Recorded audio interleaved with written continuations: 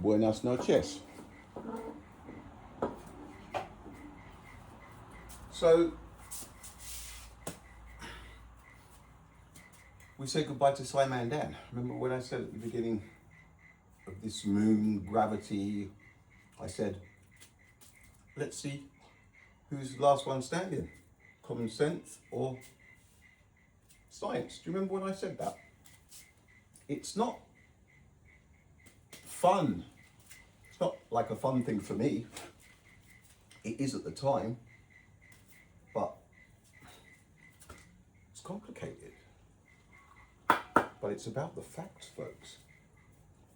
So the pattern, I did the one to Simon Dan this morning, but I think I should do just like a recap, not for Simon Dan, just for to do what's happened is the facts are speaking for themselves. There is no pattern. There is no pattern to be found anywhere. I just checked. God, that was lucky I remembered. I was actually going to start this out here.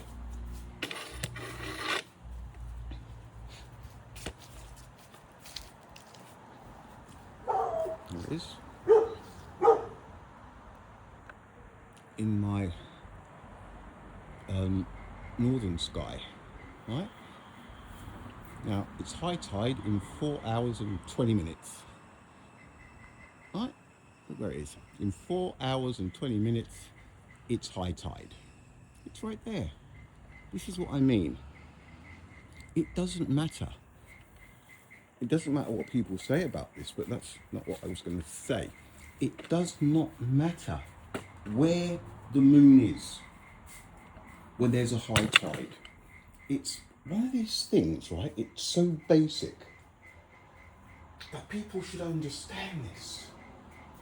People should understand this. It's very basic. It doesn't matter where the moon is. Anytime there's ever a high tide where you live, if you don't live near the ocean, then you're in trouble, because that's where the tides are.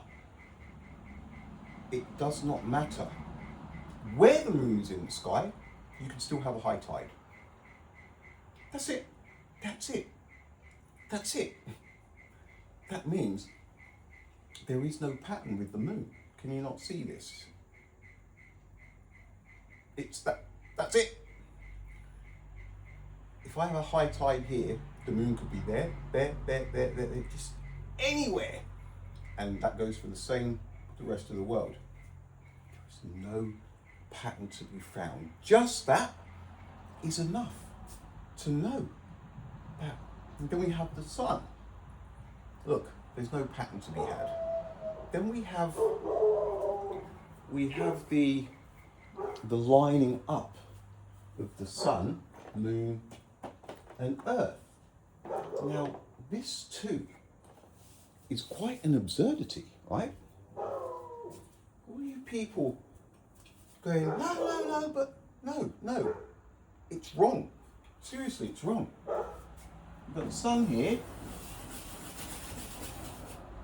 we've got the earth here, and we have the moon here. Right? Yes, all right, Daisy. Okay, Daisy the cow. If there were gravitational pull on the water, if there were, this is the only position where it makes sense that it would be the strongest tide.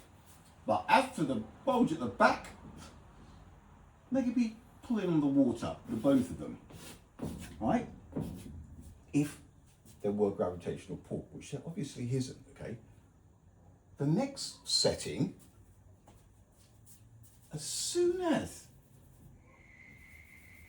the moon starts moving this way to go under here, when it was here, the sun is still going to be pulling, but the moon, instead of pulling there, it's going to be pulling down.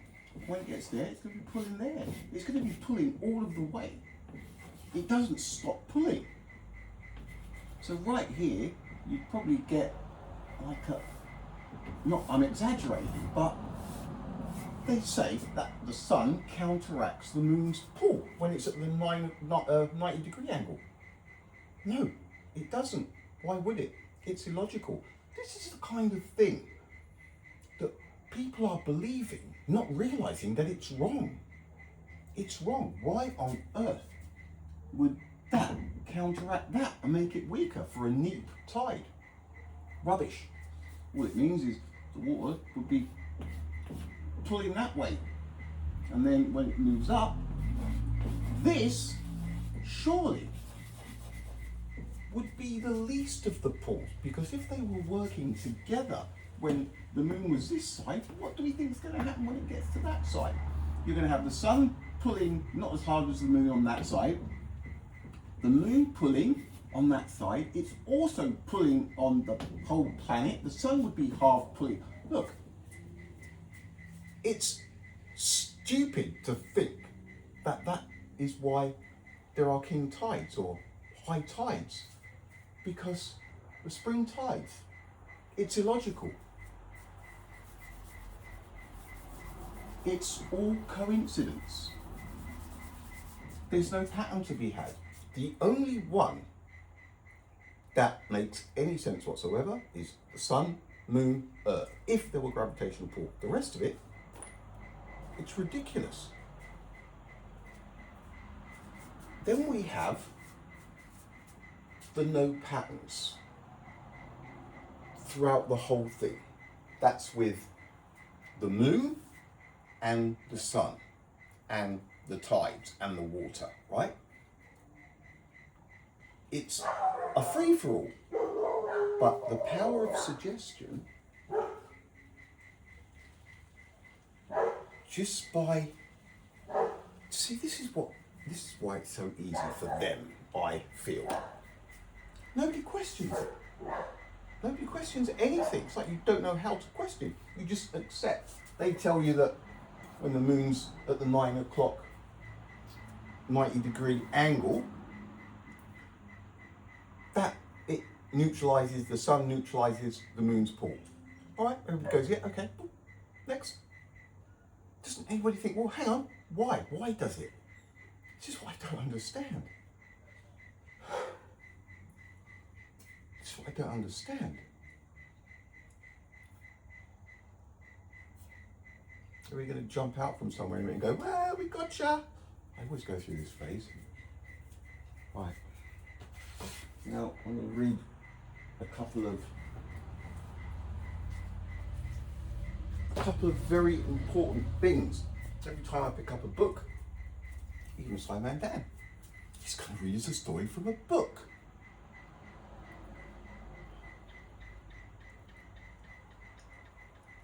(1961), right? 1961. I read this morning, but I'm going to read it again, right? In the Pacific and Indian Oceans, mixed tides are more prevalent. In these, the two high tides in one lunar day may be about equal, while the low tides are very unequal, or else the situation may be reversed. Finally, in the Gulf of Mexico, the China Sea, and other places, we find diurnal, that's daily, not twice daily, tides. Alternate low and high tides disappear more or less completely. There is only one appreciable rise and one fall of water in a lunar day. See, right here, it's like, whoa, hang on. Why is that?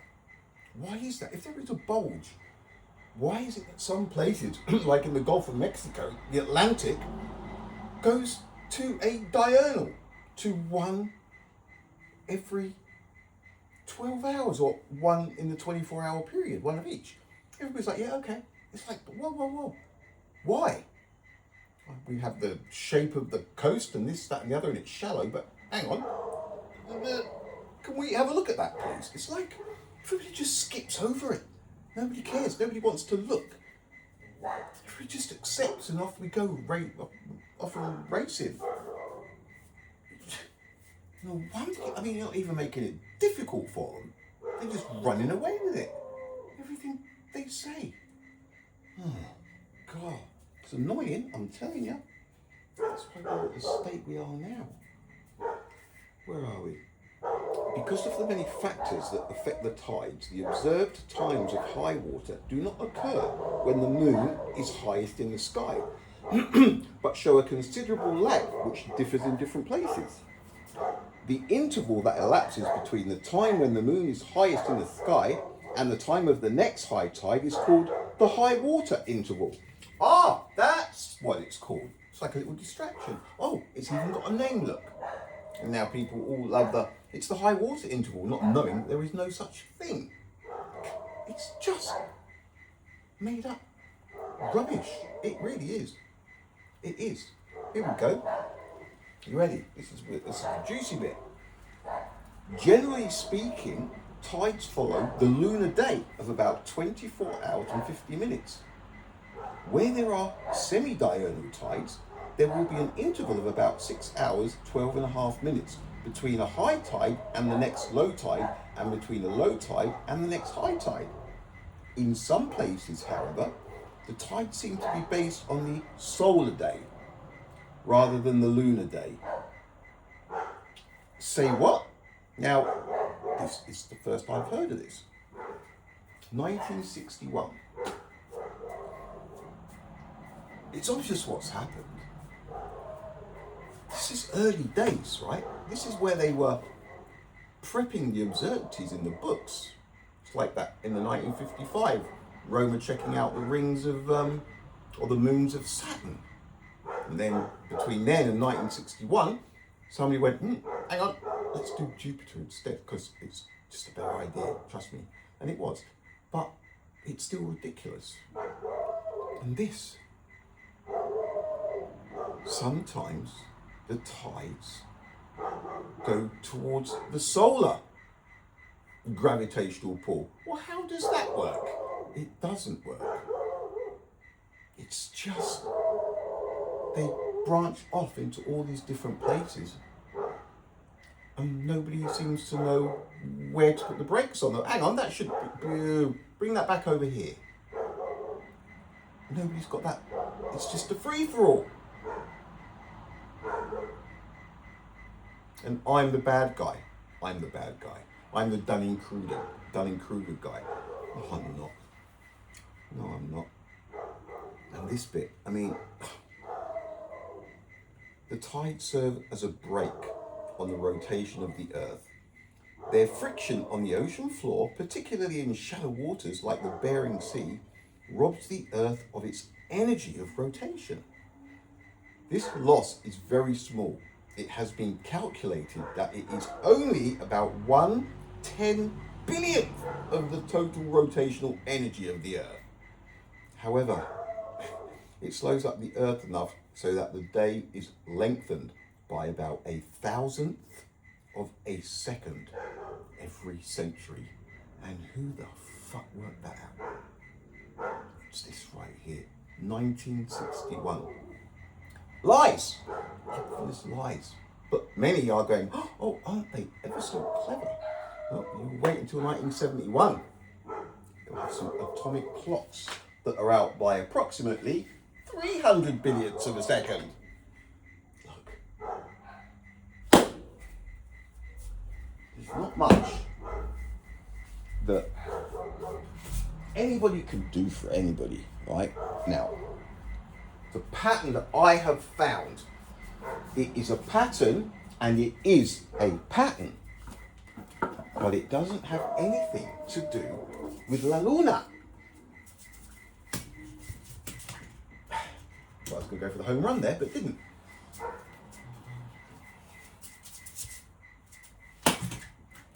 That's what I'm talking about. Have a bit of fun, haven't we? Right, the pattern. I'm digging around. There has to be something, you'd think, right? This is it. Forget any link with the moon or the sun. Forget a link with the moon or the sun. Let's say we have it's 6 hours of tide coming in. 6 hours and a bit, or just under 6 hours. I've gone for 6. In that 6 hours, we're going to get a rise of 12 feet, right? That's about 4 meters, right? What happens? In the first hour, 1/12. So if it's going to go up 12 feet, in the first hour, 1/12 comes up. So that's 1 foot.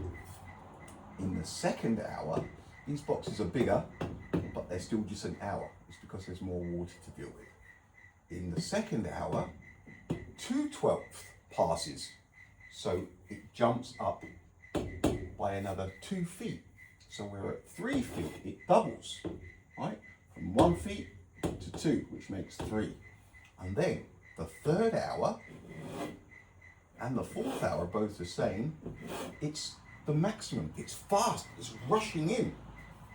And we get a quarter of the total level in the third hour and another quarter in the fourth hour. I say quarter because there's 1, 2, 3, 4, it's 12. And we get 3 and 3 in the third and fourth hour. So we get 1/12, second hour, 2/12, third hour, a quarter, 3/12, fourth hour, another 3/12, and then we're here, sorry, not there, that's the drop in. And then in the fifth hour, we're down to 2/12 again.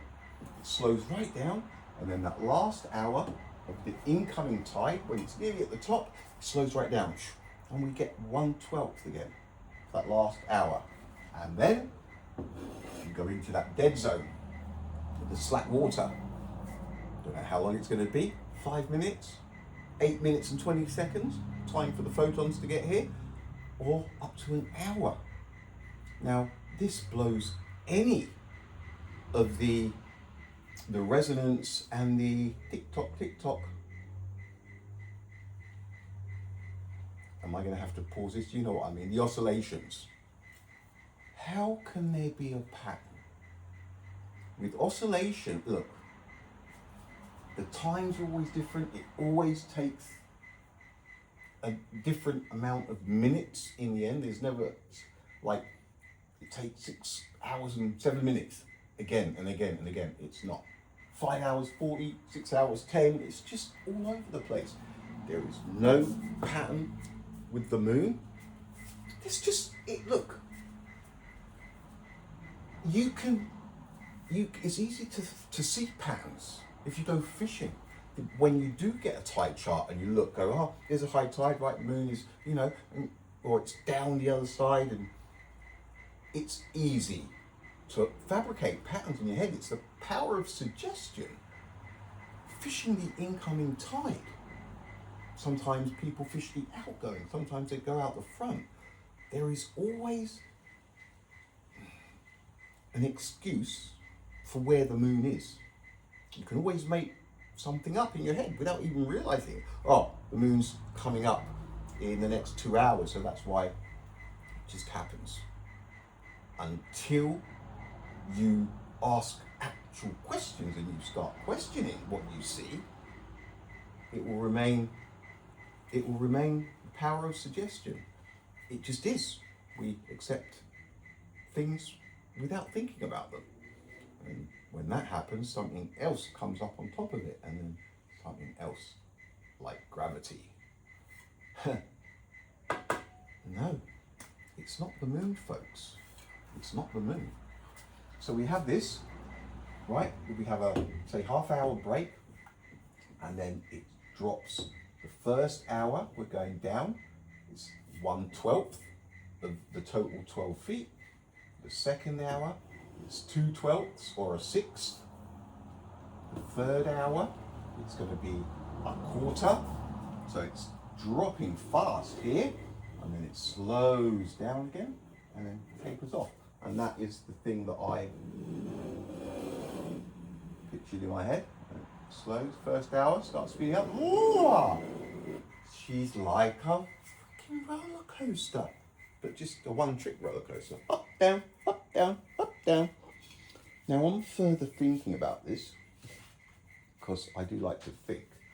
And believe you me, this is all original, mine. I haven't stolen it. I did read up on the hours and how the tide is structured when it comes in, and it's like that everywhere, okay? But from there, trying to get a pattern, I'm thinking, well, how is that going to be the moon? There's no way that that's a bulge. It doesn't matter where the tide is, how big it is. It could be a metre or 50 metres, if there was such a thing. 50 feet there is, 60 feet, it doesn't matter. The first hour, you're going to get 1/12 of the total come through. It's the same everywhere. Now that is a very specific pattern. It works everywhere it goes. It's not about a moon flying around the sun, around us, creating a bulge that we turn into like a speedboat and there's water everywhere. It's not like that at all. But it should be, shouldn't it? If the moon's going, we're going that way, and it's going that way in the sky. Like in Australia, the bulge, we would be turning into absolute chaos in the Pacific here. It'd be like a speedboat going into a big wave, wouldn't it? Here comes the bulge, people. There's nothing. So, and then we have the whole boat. That could be the boat. Tide comes up, whoop. You'd expect it to go that way, but it doesn't. It comes up, it stops, and goes back the way it came. What's that all about? It's all of these things. And the people who say, because Simon and Dan said, yeah, that's what we'd expect. So everybody's going to go, oh, yeah, no, that's what we would expect. No, it isn't. It isn't. Not with a bulge in the middle of the ocean. It doesn't come and then goes back the same way. It should be flowing around, shouldn't it? So the pattern that I found, and listen, this is what is happening. And when I say this is the pattern of what is happening, this is what is happening, folks. The tide, when it comes in the way it does, it's coming in as if, you know, I say there's water displacement happening, which there is. That water is being displaced like this, at this speed. What we have, it's like a sphere is being put into the ocean. Because first sixth, you're not going to get much up, and the second sixth, you're going to get a little bit more. But on the third and the fourth, see that? That's the maximum water displacement.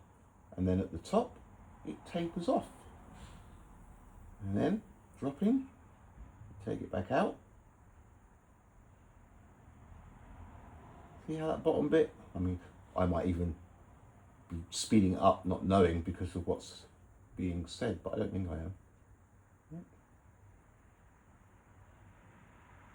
Did I speed it up to make it look like it in my favour? I'm not speeding it up, am I? Watch.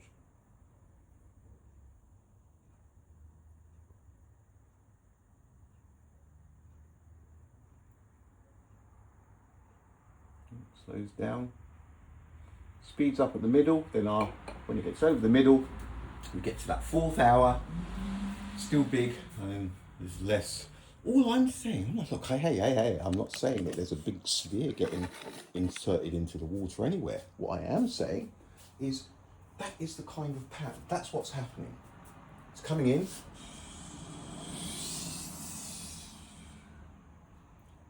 All of the time, everywhere. Whether it's a 4-foot tide or a 40-foot tide. That is what happens everywhere. That is not something that the moon would be responsible for, because it flicks back and forth over the equator, gets further away, perigee and apogee or whatever it is. Then you've got all of the water bouncing up all the different crevices and trenches and cliff faces in the water, different surfaces, rocks, sand, seaweed, all of it. You would never get a pattern like that, so uniform, so perfect. So again, there has to be something displacing the water on Earth. It's the logical choice. Now, This is all facts that there's nothing made up. It's all logic and common sense. Now, there are going to be people going, yeah, but what about gravity? We know that. No, you don't. Once you believe one thing like this, they can take it anywhere they want. It's like the speed of light. It's absolute. There is no delay, no relativity. But GPS, and well, they've obviously pulled the wool over people's eyes, because here we are. There's lies everywhere in society, the corruption that just everywhere. Why would anybody think the science was going to be any different? That's what amazes me. It's a reality changing concept. But believe you me, it's nothing to worry about, because nothing changes. The only thing that changes is people lose a little bit of the power that they had. They have some explaining to do. So Simon Dan, sorry to see him go. Show must go on. Yeah. And no hard feelings there, Simon Dan. Your hands were tied. I felt that. He's got too much riding on it. It's his job. Too much to lose if things go south. That's what happens, folks. That's why the narrative continues the way it does. Was there something else? I did have that little bit of the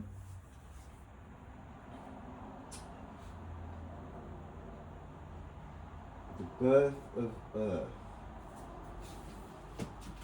I'm not going to do this now, not right now, but I was going to read some of this. Right, what have we got? 26, just under half hour. There are people who say, listen, I'm not a flat earther. I'm not a round earther anymore, that's for sure. All my life, round. Last few years, questions. Enough questions. But it's got a shout. It just has. Gravity, that's just gone. And it has gone, right? It's difficult. I get it. People are like, is this guy for real? I've been going on about this for years. Not the gravity, it's been a quick one. Easy. Naughty moon. People that say the flat earth has been introduced in the year 2000 or something, just as some kind of experiment, government experiment, to see how people react and respond, and the gullibility factor, which they are very gullible. But 1961, okay? Go to book. Yeah. Two seconds. 2 seconds. Right? The early human inhabitants of this planet thought that the earth was flat. Remember I used to say, it's not in any of the books when I did that Christmas, that calendar. There you go. Thought that the earth was flat. It seemed to stand still, with the sun, moon and planets moving around it. The sky, as far as they could tell, was all above them. How could they have guessed that the earth is a huge ball, rotating as it travels around the sun through the sky? How could they have guessed that the sky stretches in all directions away from the earth below, as well as above it? So I'll maybe read a bit of this a bit later. I'll knock this one on the head for now. There is a history of it. And the lies that are everywhere, just about everything, right?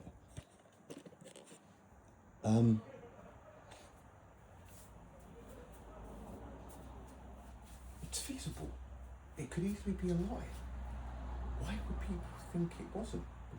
The amount of other lies there are. Folks, trust me. It's worth a question. It really is. All right, folks. Laters.